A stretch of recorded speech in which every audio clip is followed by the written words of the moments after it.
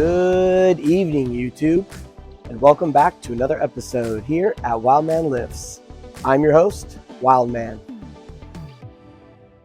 So on this lovely, chilly evening, I'm going to be doing some tendon repair with my trusty bucket of dried rice. Now, just to give you an idea of what I'm going to do here, I'm going to stick my hands into the rice, open my hand, and then I'm going to pull it out very slowly. And then I'm going to repeat this motion over and over and over again for about 100 repetitions per arm. And the reason why I'm doing this is because I do a lot of gripping when it comes to weightlifting, and very rarely do I have time to work the antagonistic movement, which is the same amount of force but in the opposite direction. Ever since I started doing this about once a month, I have had zero tendon issues. So this is a great exercise to do at least once a month, in my opinion, in order to reduce inflammation and to reduce tendonitis pain. Now, while I'm doing this could be a very tedious and boring task. So I decided I would answer a few questions that I've been receiving, either from my Instagram or from my YouTube comments that you guys leave, or just from people who know me. So I thought we would do that tonight and answer at least maybe 3 of those questions, the top 3 that I usually get. Plus, one of those 3 will be actually an exciting announcement that I have. So stay tuned for the end of this video. So let's go ahead and get started and start answering some questions.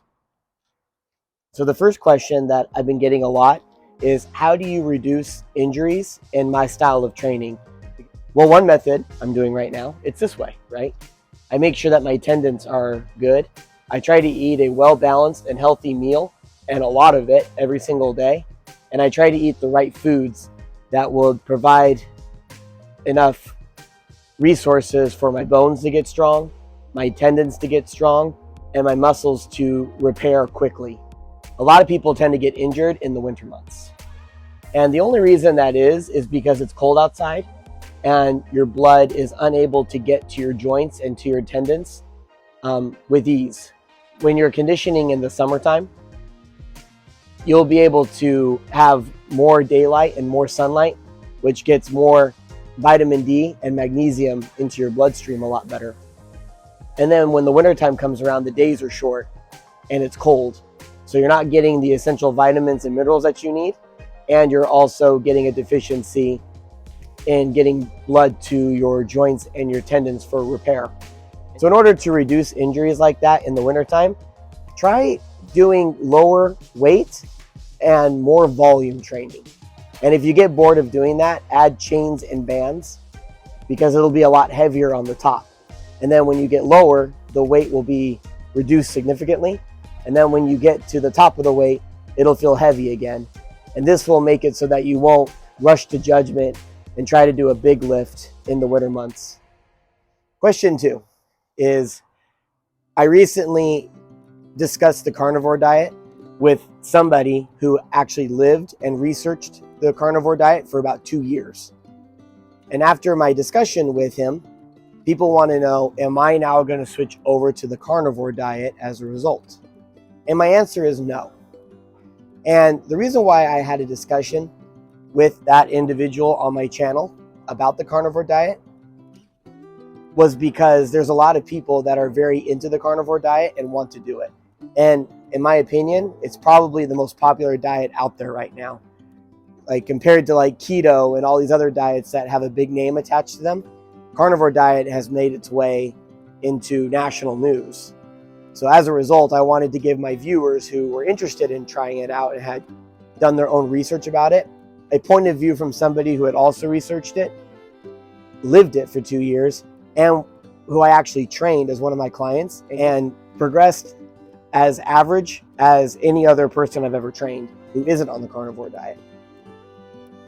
So as a result, I just wanted to give people that chance to hear what the carnivore diet was about and maybe even learn something new like I did. But no, I don't feel the need to go on the carnivore diet after listening to him speak, because in my general opinion, I don't believe that the carnivore diet would be able to give somebody like myself, and who lifts the way that I do and trains the way that I do, enough calories to maintain that level of competition, because my body wants to be skinny.